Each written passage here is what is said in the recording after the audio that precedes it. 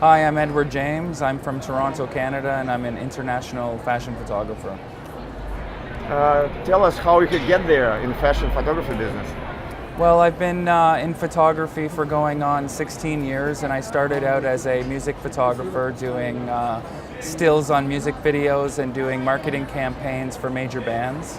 And at the time in Canada, there was a lot of work going on there, but then it ended and went back to California, so I made the switch from music to fashion. I started my own fashion company and then started to travel the world shooting the shows. All right, just tell us, is it difficult to shoot the runway shows or it's pretty like standard? Well, everybody thinks that I live the most extravagant life possible, but they're absolutely wrong. It is a lot of fun and there's a lot of really interesting people and a lot of the ultra riche and chic happening around me, but from a day-to-day working standpoint, I'm working 14 to 18 hours a day for 40 days in a row, twice a year. It's not easy to live out of a suitcase and to not have all the comforts of home for that many days in a row, especially when you're working that long. And when I say working 14, 18-hour days, I mean actual work, not just sitting around twiddling my thumbs. I go from shooting to editing to dealing with customers to working emails, text messages. It just never stops. Anytime you have a free moment, you just have to keep moving. How you can see the future of the fashion runway photography in magazines? What's changed lately? Well, in the last few years, there has been a dramatic decrease in the amount of people attending the fashion shows. It's become a lot more exclusive. When the economy collapsed, a lot of the newspapers and magazines had let go of their staff photographers and switched to hiring freelance teams, such as the team that I'm heading up. So we pull on a bunch of different credentials. I work for daily newspapers in several countries around the world, top glossy magazines that are on the newsstand all over the place, as well as television and internet. So my daily reach is 25 million viewers a day. All right, and last question. Your advice for younger people who want to jump in this pursuit of the fashion runway photography, beauty photography career? Well, in this day and age, the equipment has gotten so good that almost anybody can push a button. But it's not about pushing a button. It's about creating a photograph or creating a picture. Because when you capture a moment, you have to create that moment instead of just pressing the button.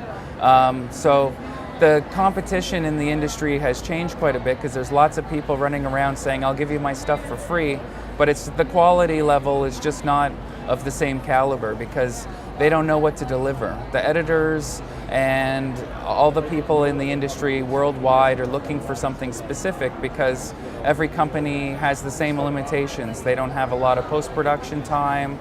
They just want to take the pictures and run them. So you have to supply them to them the way that they want them because they're not really going to do too much work to it.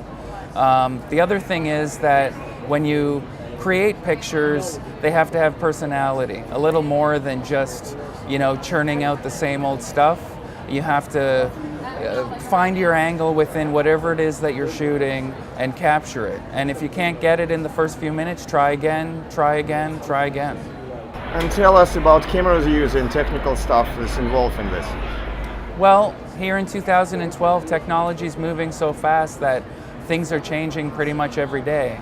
Camera equipment is certainly nowhere close to cheap, and it's hard to stay on top of the curve because every season there seems to be a new camera, a new lens that costs a lot of money that seems to be the new standard. You kind of have to follow that and chase it to a certain extent, but it's not about the equipment you have, it's about what you do with the equipment. Because you could have the best camera in the world, but if you don't know how to create a picture, then your picture's just going to be as if you took it with a point-and-shoot camera. So it's pointless. When you go to events that are worldwide news, such as like a Chanel fashion show or something like that, you really want to capture it in a way that is going to be inspiring to everybody out there, because that's the reason why a company like that puts together a show. In order to do that, you have to have the technical requirements to be able to do that. It's not just as simple as just picking up your cell phone and snapping a picture of Karl Lagerfeld when he's standing in front of you. You have to find the personality of the moment and capture it. I can see your box from behind this. Maybe you show us what it's get, you know? Well, here's what it takes to create a good picture in fashion.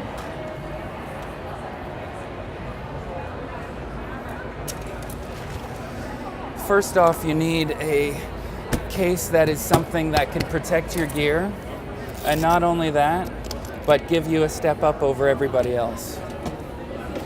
And then you need a variety of lenses, such as this. This is a 300 millimeter. It costs about $8,000.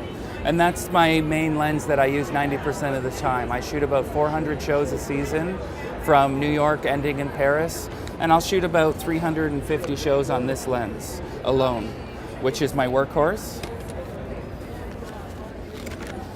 And then of course you need a pro camera body that's going to be able to take all the pictures, because if I shoot 400 shows, I'm looking at probably about maybe 400,000, 300,000, 200,000 photos in the season.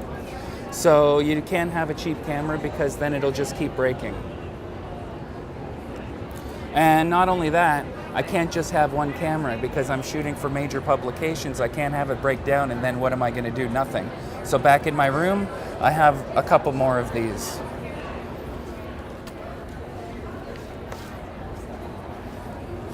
On top of that, you need another type of zoom lens that's a little bit shorter than the other one, depending on the size, because some rooms are bigger than others.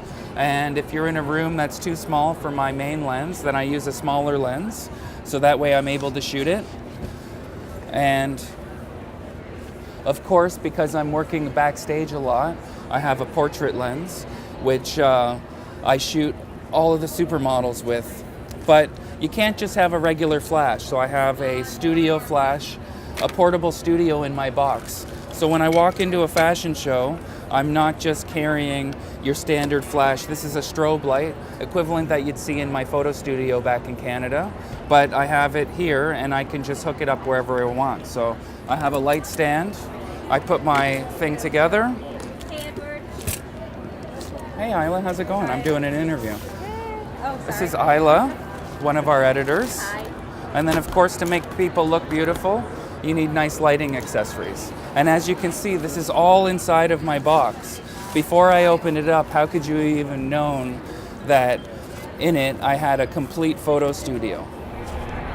Excellent, nice tour. So people have to looking forward to get all these small gadgets, costly gadgets, to start doing this fashion photography. So Well, fashion photography, if you want to do it on the high end, will start you at about $20,000, $30,000.